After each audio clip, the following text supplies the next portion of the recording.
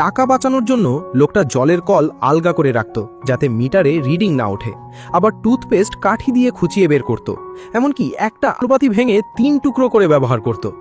রোজ মাইলের পর mile cycle চালিয়ে সস্তা হোটেলে গিয়ে 2টো সিঙ্গারা আর একটা ডিম খেয়ে সারাদিন পার করে দিত। আর সুপারমার্কেটে ডিসকাউন্টের মেসেজ পেলেই মেয়াদের শেষ প্রান্তে থাকা সস্তার জিনিস দিয়ে ট্রলি ভরে ফেলত। আর পকেট থেকে কুপনের স্তূপ বের করে $100 বিল মাত্র $1 মিটিয়ে দিত। এভাবে চরম কৃপণতা করে 15 বছরে সে লাখ লাখ ডলার জমিয়ে ফেলল। কিন্তু হঠাৎ একদিন লিফটে সে হঠাৎ অজ্ঞান হয়ে পড়ে গেল।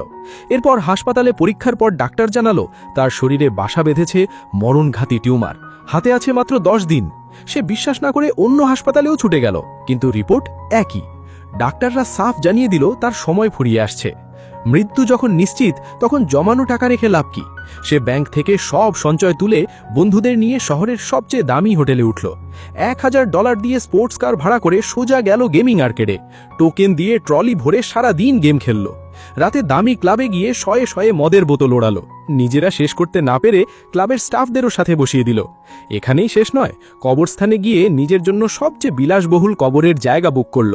এমনকি ডেড বডি মেকআপ সার্ভিসও ট্রাই করল, যাতে মরার পরও তাকে দেখতে চমৎকার লাগে।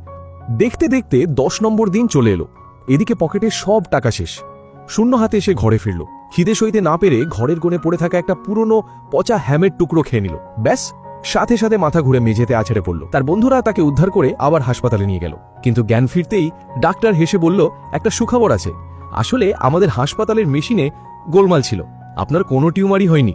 এটা শুনে লোকটা যেন আকাশ থেকে পড়ল আর জিজ্ঞেস করল, তাহলে আমার এত বমি আর মাথা ঘুরানো কেন? ডাক্তার বলে যে ওই পচা মাংস খাওয়ার জন্য ফুড পয়জনিং হয়েছে। তা হঠাৎ অমন পচা খাবার খেতে গেলেন কেন? সবকিছু বোঝার পরে লোকটা একবারে বোবা হয়ে রইল। সে এখন বেঁচে তো আছে, কিন্তু তার জীবনের সমস্ত ধন দৌলত একেবারে শেষ। পরের পার্ট বা এইরকম ভিডিও দেখতে ফলো করতে ভুলো না।